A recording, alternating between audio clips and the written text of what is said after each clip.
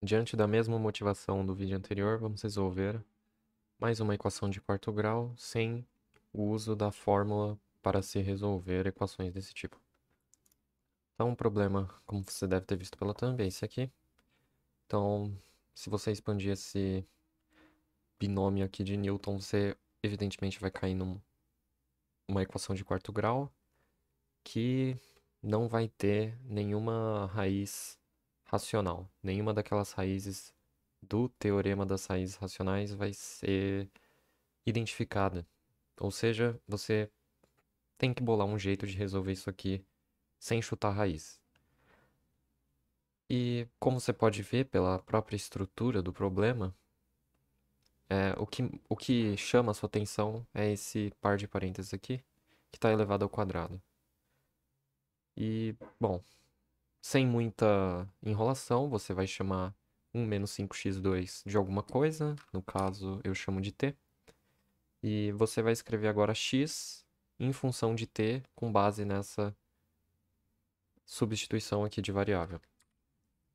E aí, fazendo isso que eu acabei de falar, você chega a essa conclusão.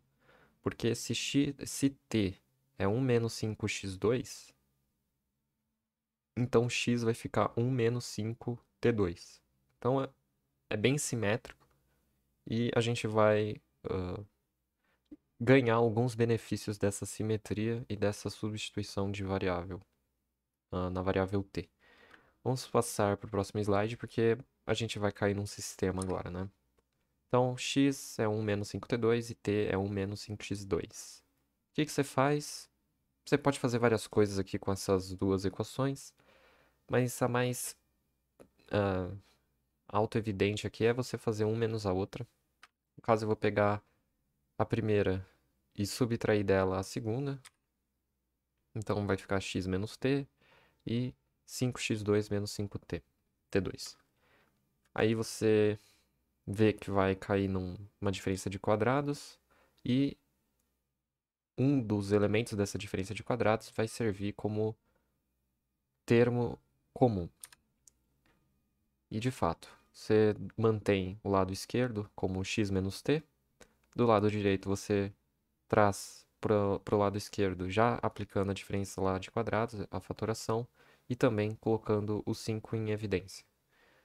E aí você vai colocar o x menos t em evidência por ele se tratar de um novo termo em comum. Então, x menos t eu coloco em evidência. Aqui você tem 1 vezes ele, e depois você tem menos 5 vezes ele vezes x mais t. Por isso que fica dessa forma. E aí, agora você precisa identificar algumas relações entre x e t, para depois substituir nesse sistema de equações e resolver na variável que você almeja, no caso a variável x. Então a ideia aqui, os próximos passos, eles vão servir para encontrar t em função de x e substituir onde ele melhor se adequar. Então, aqui temos um produto de monômios resultando em zero. E, portanto, cai naquela história de que ou o primeiro par de parênteses é nulo, ou o segundo par de parênteses é nulo, ou ambos são nulos.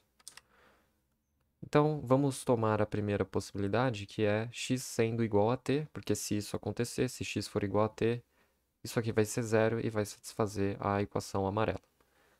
Então, tomando x igual a t e lembrando das duas equações do sistema de equações, você pode escolher qualquer uma delas e substituir para resolver aí na variável x. Então, você toma o t, aqui menos 5t2, e eu vou substituir, como ele é igual a x, você substitui o x aqui. E aí, na primeira equação desse sistema de equações, você vai ficar com x igual a 1 menos 5x2, e isso aqui é uma equação de segundo grau tranquila de ser resolvida. Basta aplicar um Bhaskara e voilá. E aí você já vai ter duas das quatro raízes do problema. Aplicando um Bhaskara nessa equação, reorganizando os termos, né, você vai ver que, de fato, as raízes as duas primeiras raízes do polinômio de quarto grau são números irracionais.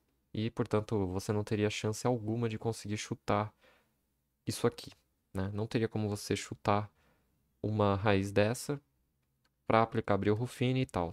E mesmo que você conseguisse, você ainda teria que chutar as demais. Mas, como existe um teorema também que vai dizer algo próximo das raízes complexas, você vê que tem o mais e menos.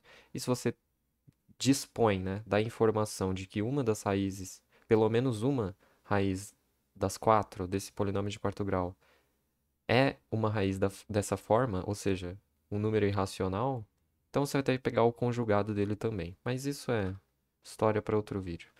Certo. O problema acabou? Não. O que que vem agora? A gente já testou a possibilidade de x igual a t. Beleza. Agora você tem que igualar esse segundo par de parênteses a zero. Porque daí você também vai satisfazer a equação em amarelo. E fazer isso significa o que exatamente? Fazer isso significa que você vai fazer 5 multiplica x mais t sendo 1. Porque se isso acontece, ele vai valer zero. E aí você vai ter que substituir, isolar a variável t para deixar ela em função de x, essa equação amarela. Então, fazendo lá alguma manipulação algébrica, você vai chegar que t é 1/5 menos x, e aí você substitui em quaisquer uma dessas equações. Você poderia substituir na segunda equação, porque isso daria menos trabalho para você, mas eu decidi fazer um pouco mais de trabalho por, sei lá, burrice. Eu devia ter substituído na segunda equação, porque ela não está elevada ao quadrado, diferentemente da primeira equação. Então você vai pegar o t igual a 1/5 menos x e plugar onde ele aparece na primeira equação. E aí vai ficar x igual a 1 menos 5 e multiplica o t ao quadrado. Perceba que eu deixei o t em amarelo, né? E aí você desenvolve um pouco isso aqui. O par de parênteses em amarelo elevado ao quadrado. Desenvolvendo ele, você vai chegar nisso aqui, né? E depois é só aplicar a distributiva, lembrar dos sinais e tudo mais. Então, partindo daquela última equação, fazendo a distributiva aqui, você chega nessa equação de segundo grau. Dá para eu dar uma pormenorizada nisso aqui de uma certa forma. Por exemplo, você vai fazer a distributiva do menos 5 em relação a esses três termos internos do par de parênteses. Vai ficar menos 1/5, e 1 menos 1/5 dá 4/5. Quando você joga para o lado esquerdo, vira menos 4/5. Menos 5 multiplica menos 2x sobre 5, vai ficar mais 2x. Quando você jogar esse mais 2x do lado direito para o lado esquerdo, vai ficar menos 2x mais x, que é menos x. E por fim, o menos 5 vezes o x2. Joga para lá, ele está negativo, fica positivo. Então tá tudo certo, aí aplica o Bhaskara de novo e você chega nessas outras duas raízes, terminando aí o problema de encontrar todas as raízes daquele polinômio de quarto grau.